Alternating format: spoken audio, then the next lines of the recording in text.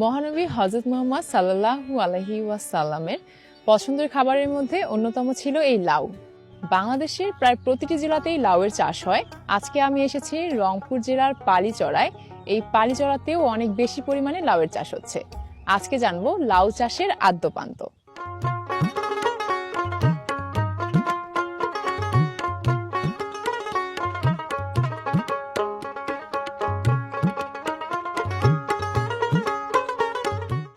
আমি এখন আছি ইয়াকুব চাচার লাউ খেতে, তার কাছ থেকে লাউ চাষ সম্পর্কে জানবো। তো চাচা কেমন আছেন? আছি, ভালো আছি। আচ্ছা চাচা, এখানে কত শতাংশ জমিতে চাষ করেছেন লাউ? এটা আর কি 30 শতক মাটি। 30 শতকের মতো হবে না? 30 আর কোন মাসে রোপণ করেছিলেন? এটা আশ্বিন মাস।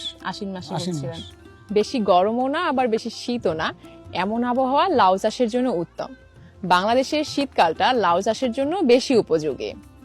আগস্ট থেকে অক্টোবর মাস লাউয়ের বীজ বোনার উপযুক্ত সময়।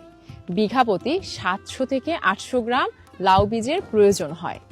লাউ বীজের খোসা যেহেতু শক্ত, তাই ভালো অঙ্কুরোদ্গমের জন্য 15 থেকে 16 ঘন্টা ফ্রেশ পানিতে ভিজিয়ে রাখার পর পলি ব্যাগে বুনতে হয়।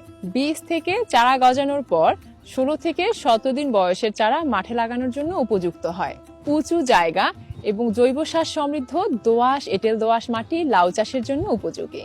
আর কতদিন থেকে লাউ তুলতেছেন? এটা পরে 3 মাস হাতে মাল লাউ তুলতেছি। 3 মাস থেকে। এখন পর্যন্ত কি পরিমাণ লাউ তুলছেন এখান থেকে? এটা বর্তমান তোলা হচ্ছে 150, 150 প্রতিদিন এরকম ওড়ে। আচ্ছা, কোথায় বিক্রি করেন লাউগুলো? এটা শহরে বিক্রি হয়, মানে পালিচড়া বাজারে বিক্রি হয়। পাইকারি এখান থেকে নিয়ে যায়? পাইকারি এখানে থেকে নিয়ে যায়। বাহ, মাশাআল্লাহ, সেক্ষেত্রে তো আপনাদের কষ্ট একটু কম হলো। হ্যাঁ। আচ্ছা, যত্ন কিভাবে করছেন?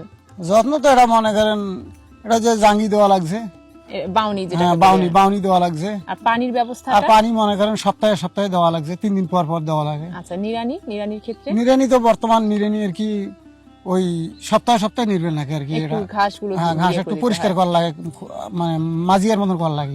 আচ্ছা আচ্ছা। তো আমরা দেখছিলাম চাচা আপনি পরিচর্যা করছিলেন, লাউয়ের পুরনো ডগাগুলোও ছেটে দিচ্ছিলেন। তো ঠিক আছে চাচা, পরিচর্যা করেন। কথা বলে ভালো লাগলো, ভালো থাকবেন। আচ্ছা। লাউ চাষের জন্য বেডের উচ্চতা হওয়া উচিত 15 থেকে 20 সেন্টিমিটার। লাউ ফসল পানির প্রতি খুবই সংবেদনশীল। প্রয়োজনীয় পানির অভাব হলে ফল ধারণ ব্যাহত হবে এবং ফল আস্তে আস্তে ঝরে যাবে।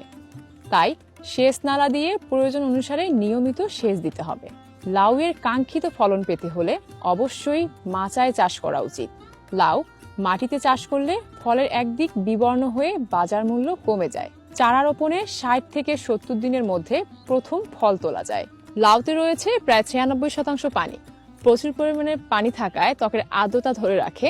এছাড়াও ক্যালসিয়াম এবং ফসফরাস থাকায় শরীরের লবণজনিত ঘাটতি